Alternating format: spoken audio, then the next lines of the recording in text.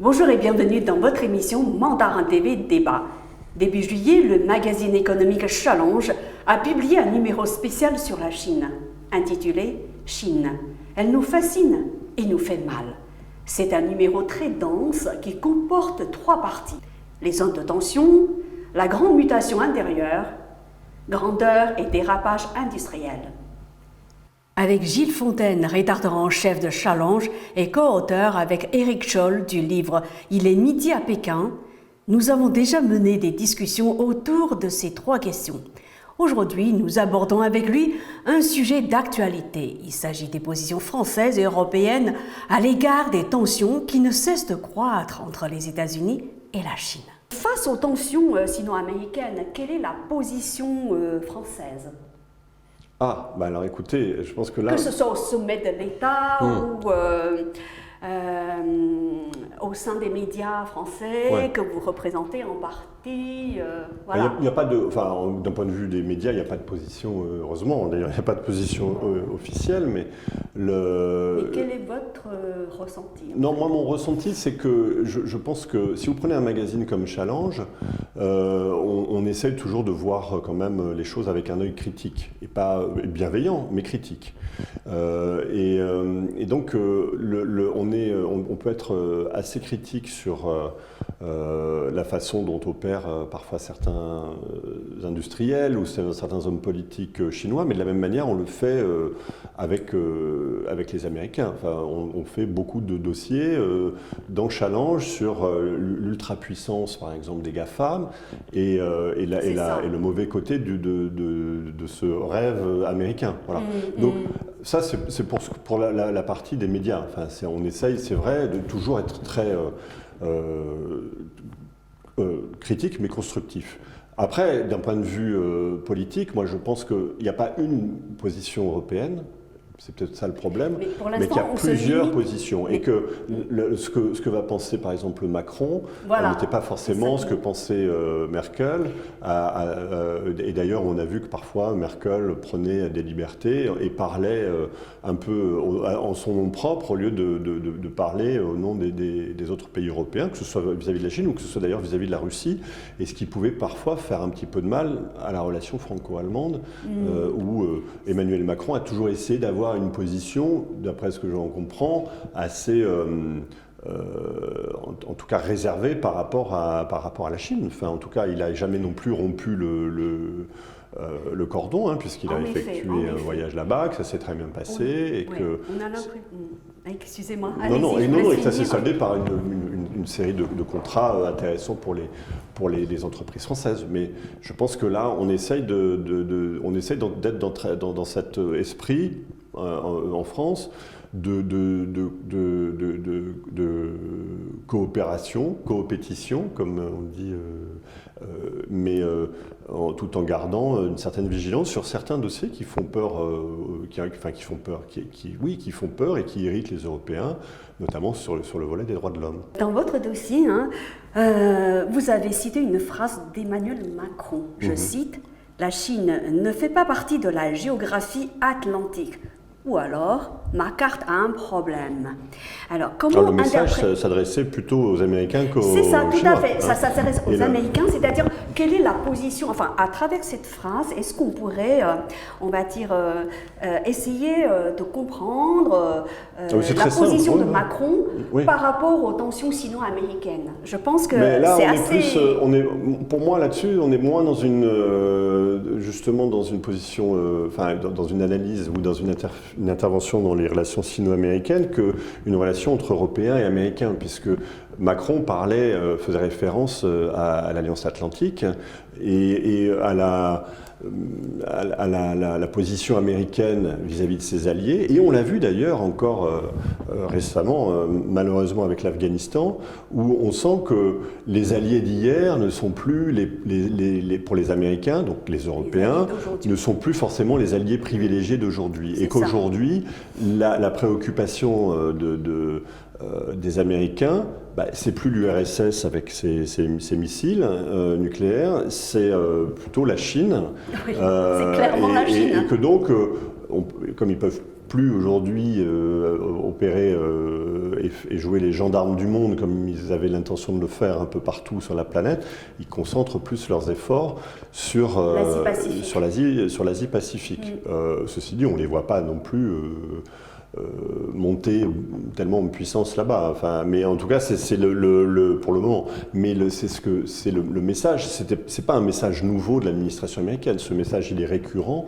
Au moins depuis Obama, donc ça fait 10 ans, 15 ans que effectivement les États-Unis repensent en tout cas leur dispositif militaire à l'étranger et toute leur philosophie géostratégique planétaire. Moi, personnellement, là, je parle sous votre contrôle, puisque c'est vous qui avez cité cette phrase d'Emmanuel Macron dans votre dossier. J'ai l'impression que Macron essaie de prendre beaucoup de recul par rapport aux ailes de Biden, qui essaie de rallier tous les pays européens, alors que Macron ne veut pas vraiment le suivre. Est-ce que c'est comme ça qu'il faut comprendre ? C'est-à-dire que Macron, on a l'impression que là, du moins sur ce dossier-là, c'est un comportement finalement assez sur la ligne de Gaulle. Oui, voilà, c'est ça, dont tout le monde s'inspire en France depuis la fin de la Seconde Guerre mondiale. Mais en tout cas, cette ligne-là, justement, d'essayer d'exister un petit peu en dehors du champ américain, elle existe dans ce pays depuis très longtemps. L'Allemagne, par exemple, après la guerre, a longtemps été très très atlantiste. Elle a toujours suivi aveuglément la voie tracée par Washington.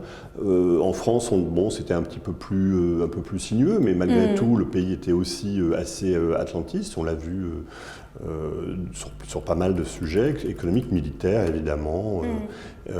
Et que, voilà, de toute façon, c'est pas forcément un acte de rébellion du président français aujourd'hui, je pense. Enfin, je ne suis pas le porte-parole d'Emmanuel Macron, mais le fait est que les signaux viennent plutôt des États-Unis aujourd'hui et de plus en plus visibles sur effectivement un désengagement de l'Europe et de la zone atlantique pour un redéploiement plutôt vers l'Asie-Pacifique.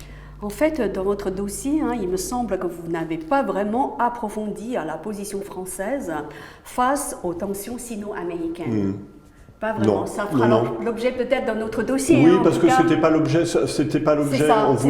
On voulait plutôt mettre un coup de projecteur sur vous avez raison, sur la situation entre les États-Unis et la Chine. Ouais. Bon, où là, on a l'impression que, si vous voulez, Paris va pas envoyer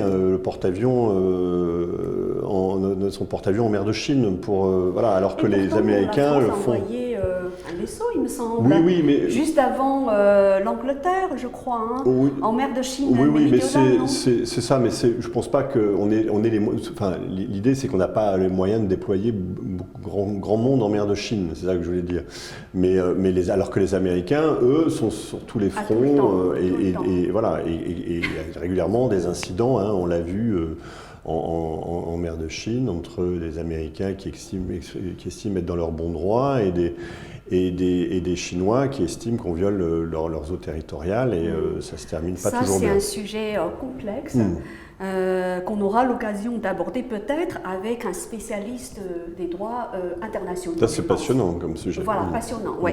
Mais ça mérite un éclairage beaucoup plus, je vais dire, ça mérite d'être abordé avec un spécialiste des droits internationaux, encore une fois. Voilà. Alors, en lisant l'encadré qui s'appelle Réveil tardif à Bruxelles, nous, on a l'impression que l'Union européenne, pas en tant que pays, je vais dire morcelé et autonome, mais en tant qu'entité, l'Union européenne s'aligne sur la position des États-Unis, parce que c'est un papier assez dur quand même, s'aligne sur à la fois la position de Donald Trump et aujourd'hui celle de Biden. Leur position, ça consiste à dire oui, la Chine a violé un certain nombre de règles internationales, il faut que l'Europe se réveille, elle a été trop naïve.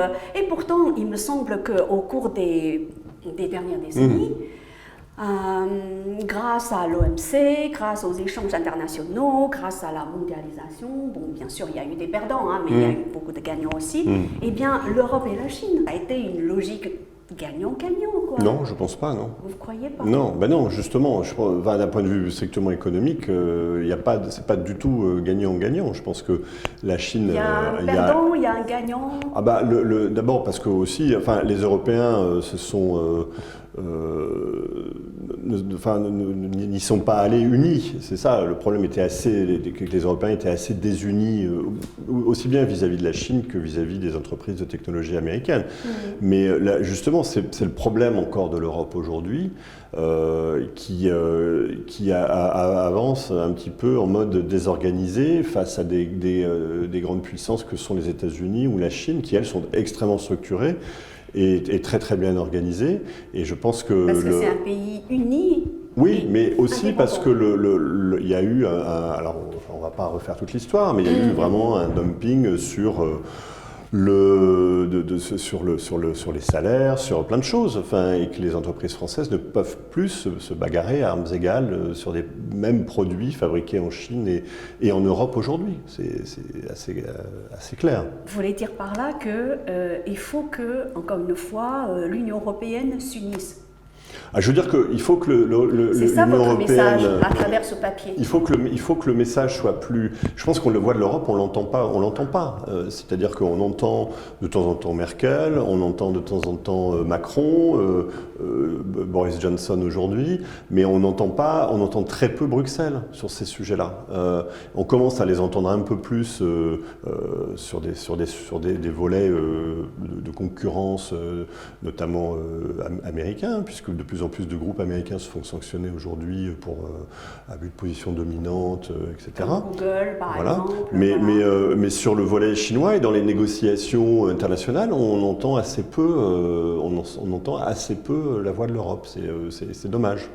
Et pourtant, il me semble que l'Europe a été très très unie il y a 2 ou 3 ans, hein, lorsqu'il a fallu qu'elle se prononce sur l'octroi ou non du statut d'économie de marché à la Chine. Alors là, 500 députés européens, enfin peut-être que je me trompe, pas sûr, je ne sais pas combien, ils ont tous voté contre cet octroi.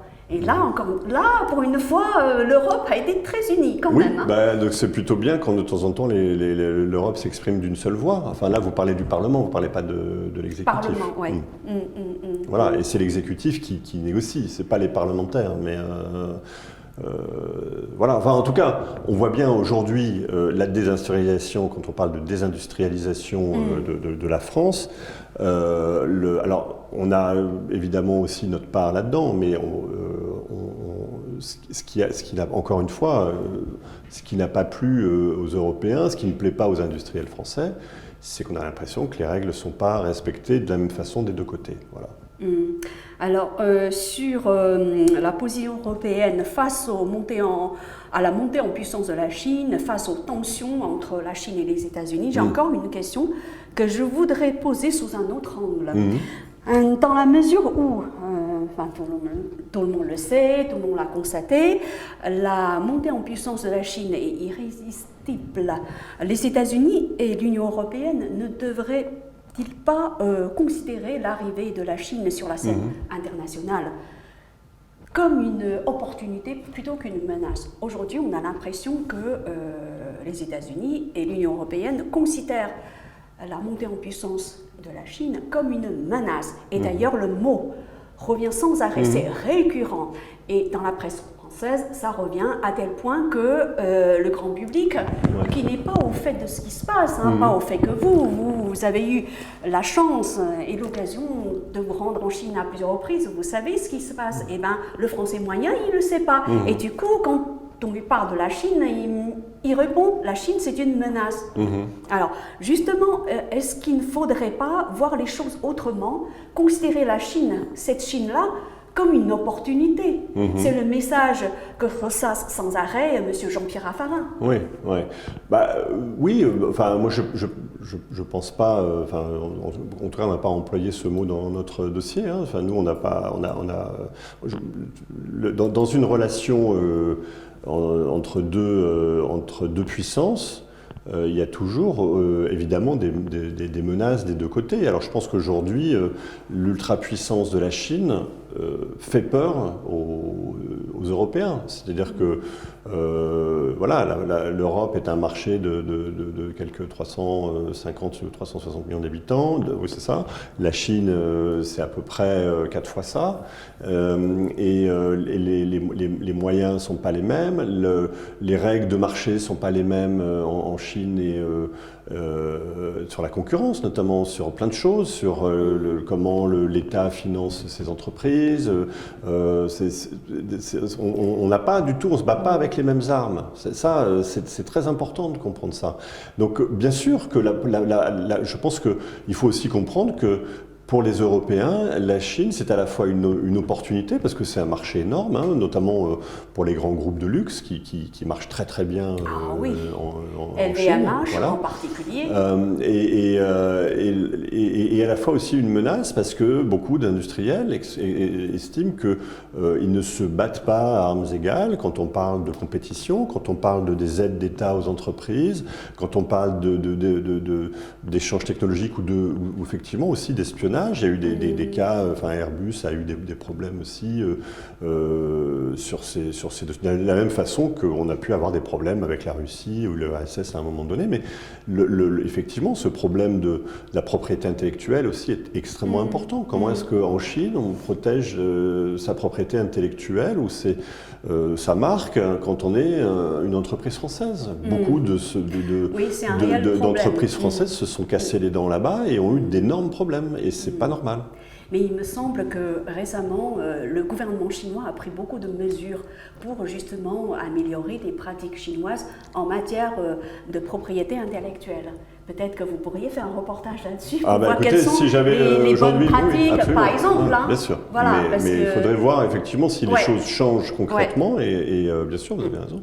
Voilà. En tout cas, merci beaucoup d'avoir répondu. Merci à vous de m'avoir invité, c'était passionnant. Et puis pour terminer, je voulais juste dire une chose, c'est que l'Occident perçoit la Chine comme une menace. L'histoire nous dira si elle est une menace ou pas. En tout cas, ce que je peux vous dire avec certitude, c'est que la Chine n'a jamais colonisé un seul pays. Elle n'a fait que se défendre, d'où la Grande Muraille. C'était pour se défendre. Oui. Alors, on ne va pas relancer le débat là-dessus, mais effectivement, là-dessus, il y a des différences de point de vue entre Européens et Chinois. On en parlera une autre fois. Voilà.